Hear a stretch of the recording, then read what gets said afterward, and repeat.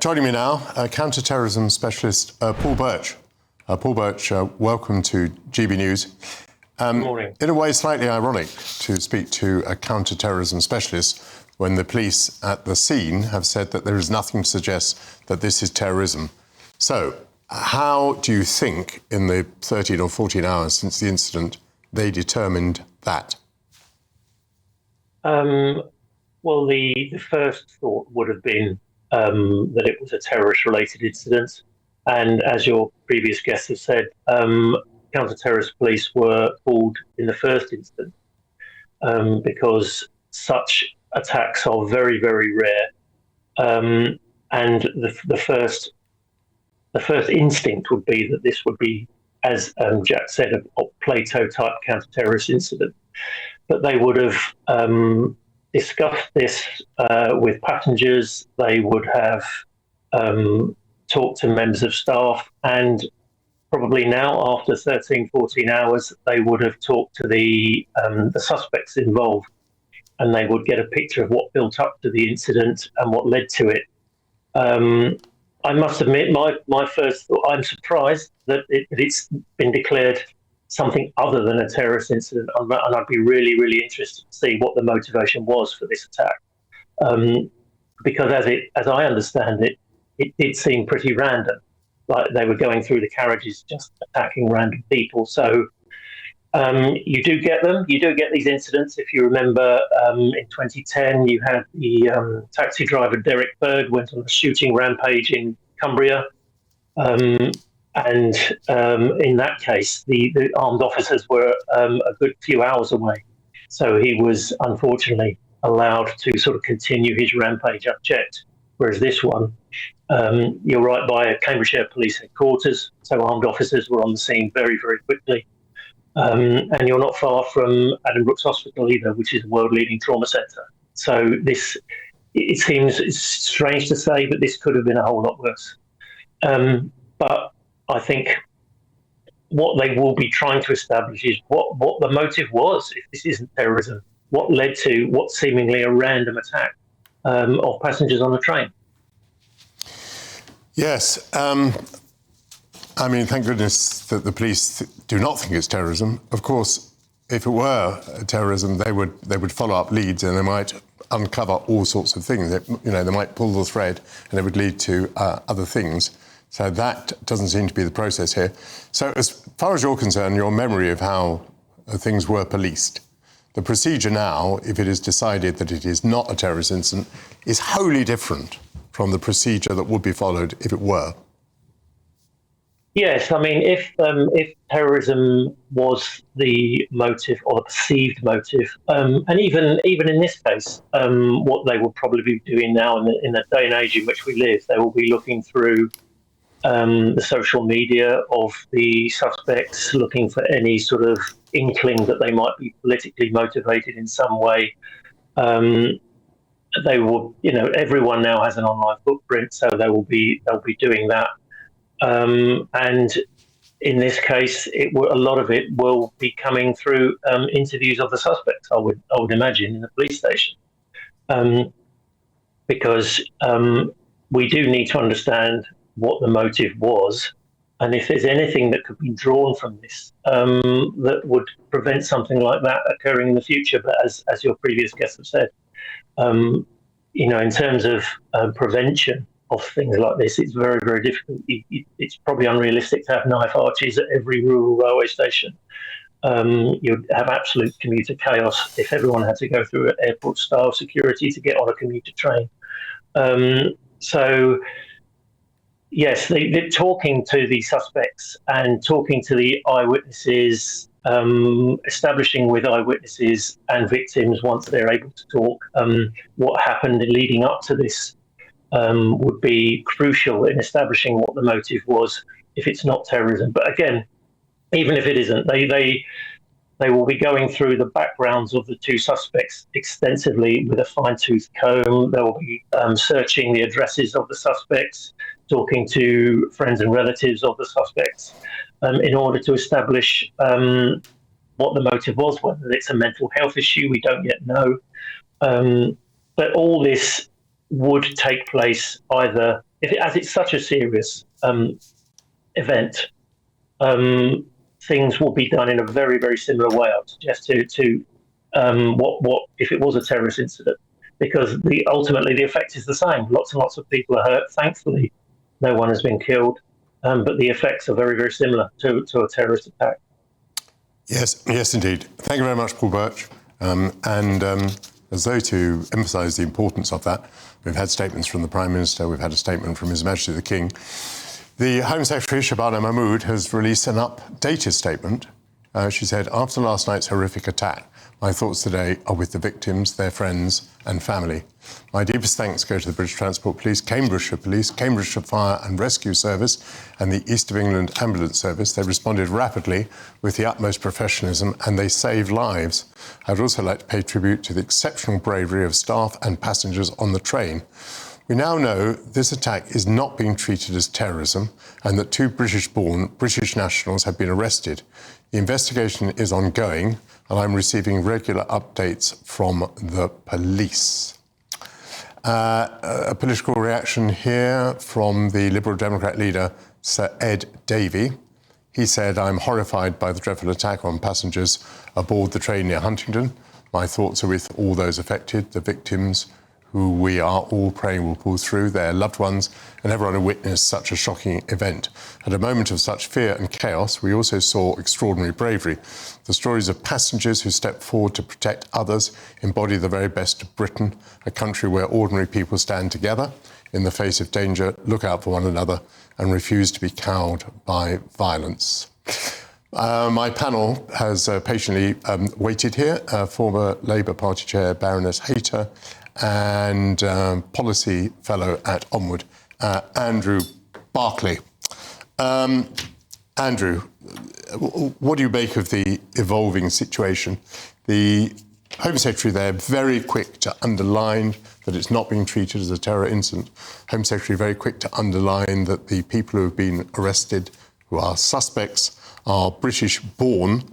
So an effort here to clamp down on this thing getting out of hand, people making wrong assumptions, starting to talk about asylum seekers or anything like that. The political instinct is, apart from being very concerned about those who've been injured, also to make sure that people focus on the reality of what's happened, not some fantasy of what's happened.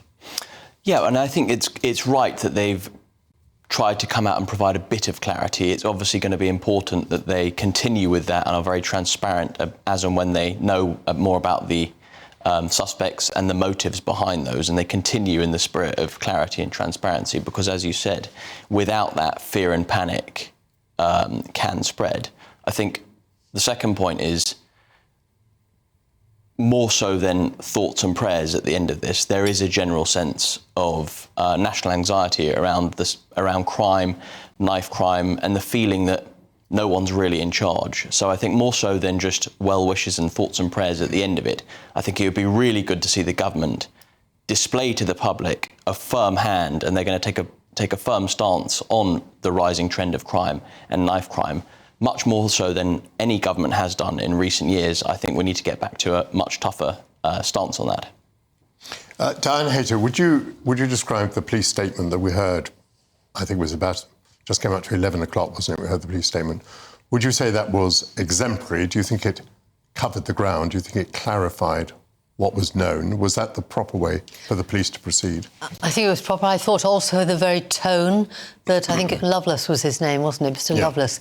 I thought Lovelace. His tone was, it sounded like Dixon Dock Green. It sounded like your Bobby. I thought the tone that he said, unhurried, talking to the public, was absolutely the right one, and I think that's good. And I think the public are really important. I mean, one of the differences here, it's not just that where it was, and it was near a hospital, of course.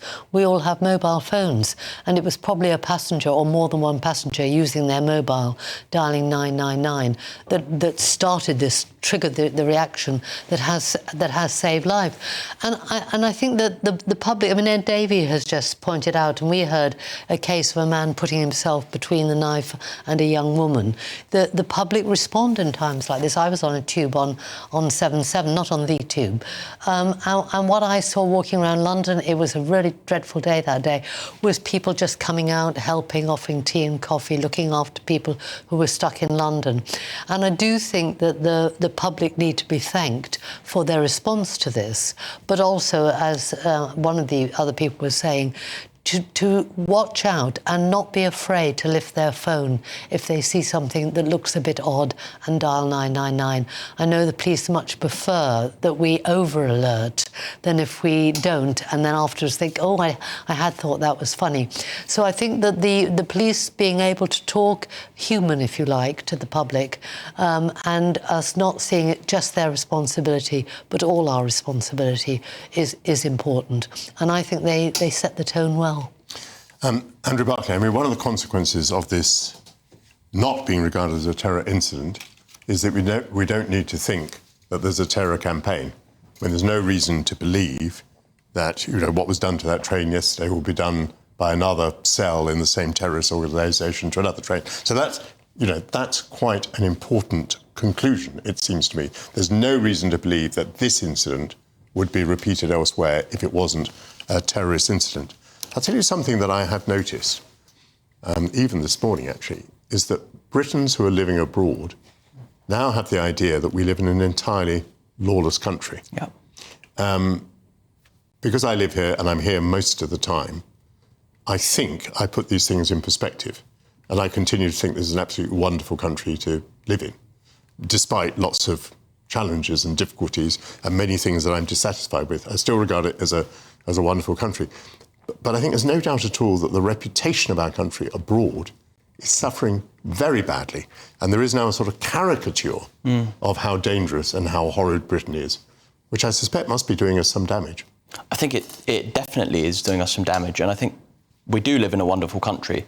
But equally, there is, I've been subjected to phone muggings and street crimes, and almost everyone I know has either a first-hand story or they know someone who has been. So whilst it might be getting somewhat safer in by some statistics, the sense and the feeling of the British public is that it is a bit lawless. And I think that's what's translating abroad, especially with so many people now from this country leaving to start up lives elsewhere. I think there is this sort of this perspective of Britain becoming lawless, becoming a declining country, and displaying those symptoms. And I think that, again, apart from making the country safer, I think it's really important that the government go above and beyond to showcase that they are taking a really tough stance and that everyone can feel a lot safer. The optics of this all matter as well. Diane Hayter, are you aware of this reputational damage?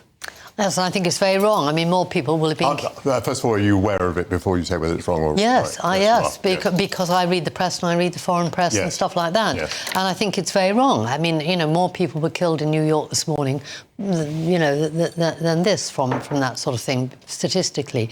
And, you know, OK, I live in the middle of London. I walk home late at night. I'm in the House of Lords and we often stay there till midnight. But I've never felt unsafe walking around. I take public transport all the time. So I think we have to be very careful not to make people think that it's not safe out there. I think most of us are incredibly safe and certainly compared with many other countries. So don't talk down Britain is also my message. Of course, I mean, it does partly depend on who you are and where you live. I mean, I would echo your remarks. I live in central London. But, you know, teenagers in parts of London must feel extremely unsafe because kids are taking knives into school and disputes are being resolved by people being stabbed. Now, you and I are not prone to that, but this is, we're not in danger of that, but this is all feeding into the reputation of our country. It is, and unfortunately it is youth on youth, if you like, quite a lot. There's a subculture there which we have to do more in the way of I think Andrew said, prevention. This is about the equivalent of when you and I were young, youth clubs and activities and role models that offer something different, and we do need good training for people so they've got worthwhile jobs. I mean, there's nothing's going to give you more pride than a good job where you really excel, rather than having to carry a knife around to prove who you are.